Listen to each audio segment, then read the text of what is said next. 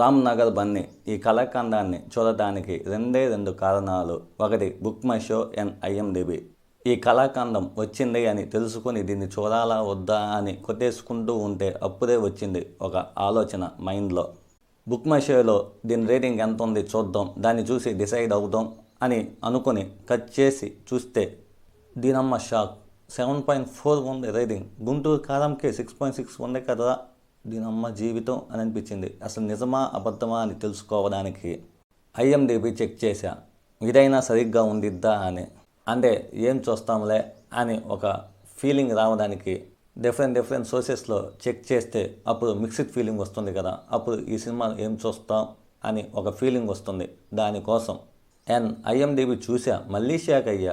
దీనమ్మ జీవితం book my షోలో 7.4 ఉంది, ఐఎండిబిలో 9.3 ఉంది. అసలు ఏందిరా బాబు, పెద్ద మొగాలకే ఈ రేంజ్ ఆఫ్ రేటింగ్ ఇవ్వలేదు కదా, అసలుకి ఈ అన్నవరపాలు చిన్నికి ఇవ్వడం ఏంది ఈ రేంజ్ రేటింగ్ అని ఒకటే ఆలోచన.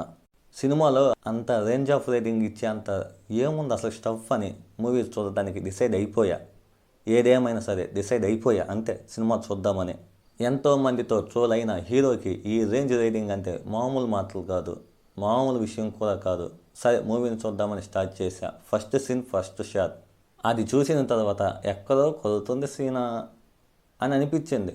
కానీ I love reviews, I love respect of audience అని మూవీని చూద్దామని డిసైడ్ అయిపోయా.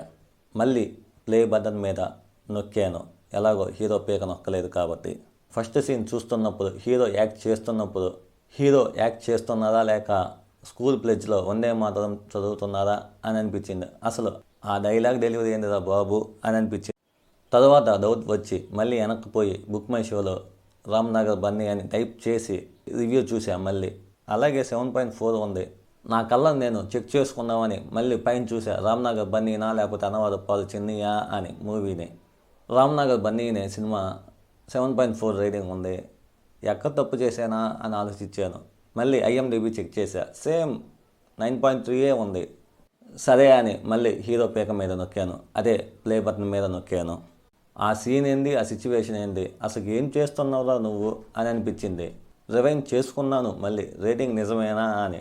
నిజమే కదా, ఎన్నిసార్లు చెక్ చేయమంటారు అసలు చెప్పండి. బుక్ మై షోలో కానీ ఐఎండిబిలో కానీ ఎన్నిసార్లు అదే కదా కనిపించేది మళ్ళీ అని రియలైజ్ అయ్యి మళ్ళీ హీరో పీక మీద నొక్కేశాను, అదే ప్లే బటన్ మీద.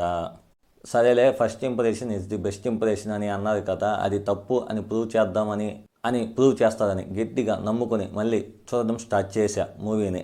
ఇంకా హీరో స్టోరీని చెప్పడం, అదే మనకి చెప్పడం చూపించడం. సరే అని కంటిన్యూ చేస్తాను అని మైండ్లో అనిపించి ఎందుకులే కొద్దిసేపైనా చూద్దామని ఆపేశా మూవీని. అయితే మళ్ళీ రివ్యూలు గుర్తొచ్చి అమ్మో తప్పు చేస్తున్నానేమో అని మనసులో అనిపించి మళ్ళీ హీరో పీక మీద నొక్కేశాను ప్లే బటన్ని.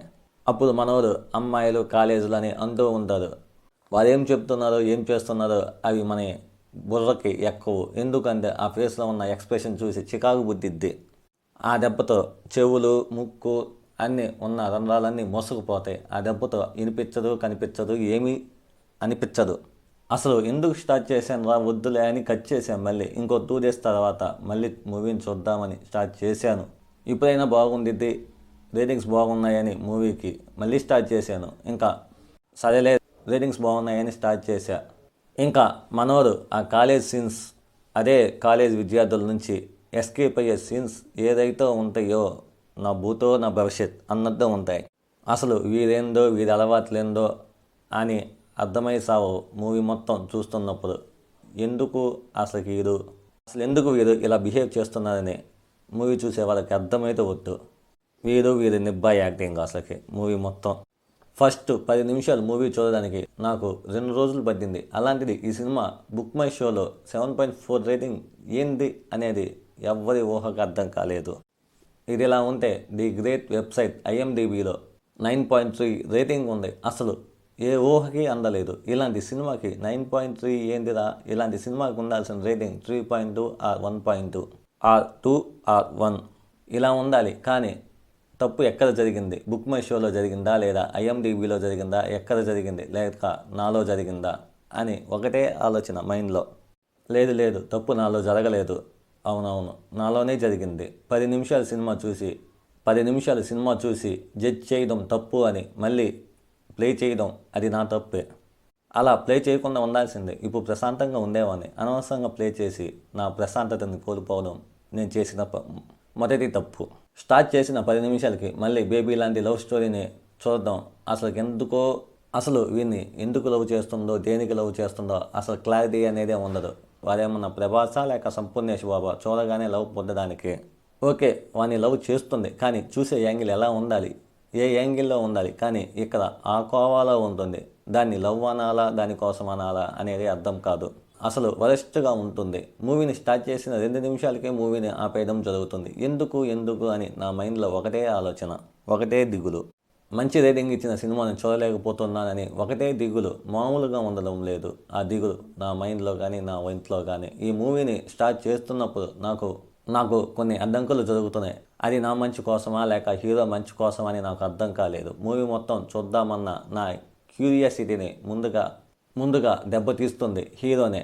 మూవీని స్టార్ట్ చేసి చూస్తున్నప్పుడు వస్తారు, ఏహే హీరోని నేను హీరోని అని ఇంకంతే పాజ్ చేసి పక్కన పడేస్తాను. కానీ వెంటనే మూవీ రేటింగ్స్ గుర్తుకు వస్తాయి. అవి చూడాలి, ఎలాగైనా చూడాలి, మంచి మూవీని తొక్కేయకూడదు అని మూవీని మళ్ళీ స్టార్ట్ చేస్తాం. ఒక మూవీ లవర్గా నేను ఎంతో మోసం చేసిన అవుతాను అని భయంతో ఒక ఆందోళనతో మూవీని స్టార్ట్ చేస్తాను. తప్పకుండా చూడాలని నా మనసులో గట్టిగా అనుకుని మళ్ళీ స్టార్ట్ చేశా. యాక్చువల్లీ ఎన్నిసార్లు ప్లే బటన్ నొక్కానో నాకే తెలియదు స్క్రీన్ మీద. అలా చేయడం వల్ల నా స్క్రీనే పనిచేయడం లేదు.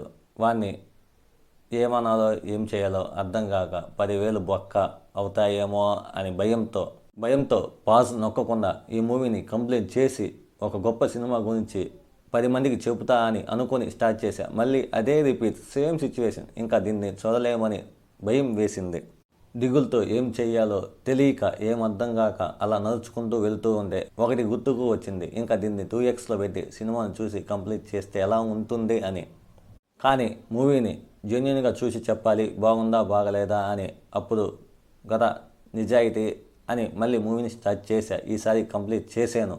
2 రోజులు మైండ్ పని చేయలేదు అంటే అసలు ఎక్కడ తేడా వచ్చింది అని 2 రోజులు ఒకటే ఆలోచన, ఎక్కడ తినే ముందు, పనుకునే ముందు, తగిలే ముందు, కలుక్కునే ముందు, కూర్చునేటప్పుడు ఒకటే ఆలోచన, ఎక్కడ వచ్చింది తేడా. వరస్ట్ మూవీని కూడా ఒక రోజులో ఫినిష్ చేసేవాడిని. అలాంటి ఎందుకు 3 రోజులు టైం పట్టింది రామ్నగర్ చిన్ని సినిమా చూడడానికి? తప్పు ఎక్కడ జరిగింది అని ఆలోచన చేస్తున్నప్పుడు సరే ఎక్కడా తొయ్యలేదు. మళ్ళీ మూవీని చూడడం ఇష్టం లేక, అంటే ఇంకా ఉండనో మూవీ చూస్తే అని భయంతో మూవీని చూడలే. స్కూల్ ప్లేస్ చదివే పిల్లల్లో కూడా ఎక్స్ప్రెషన్స్ కనిపిస్తుంది, కానీ మన హీరో ఫేస్లో కొంచెం కూడా ఫేస్లో ఎక్స్ప్రెషన్స్ కనిపిస్తే వద్దు. బాధ పెడుతున్నారా, భయపెడుతున్నారో అసలు అర్థం కాదు. ఎందుకు సినిమా తీసేవో కూడా హీరోకి అర్థం కాదు. అందుకే ఏదేదో చేస్తూ ఉంటారు.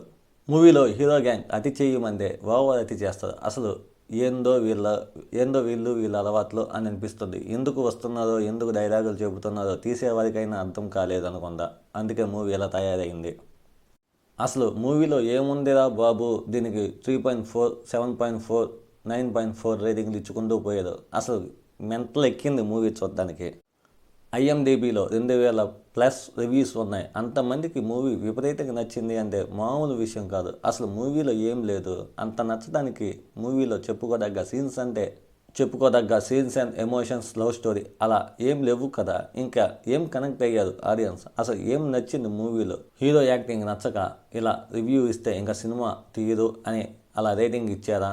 ఏం తలగొక్కున్న అసలు అర్థమయ్యే సాగుతూ ఎలా ఉంది అంటే మూవీలో ఏం ఉంది అనేది ఢీకొచ్చేద్దామని ఆలోచిస్తున్నా సరే, అమ్మో ఎందుకులే మన ప్రాణానికి హాని అని పక్కన పెట్టి గమ్ముగా ఉండడం తప్ప మనం ఏం చేయలేం. మనకు వచ్చిన రిస్క్ ఎందుకు అని వదిలేద్దామని అనుకున్నా. కానీ ఎక్స్పీరియన్స్ ఏందో మీకు చెప్పాలి, దాన్ని మీరు తెలుసుకోవాలి. అసలు తెలుసుకోవాలంటే నేను ఈ వీడియో చేయాలి. అందుకే ఈ తపన, ఈ కష్టం నా ప్రాణం లెక్క చేయకుండా చేసిన వీడియో ఇది. Please share, like, subscribe.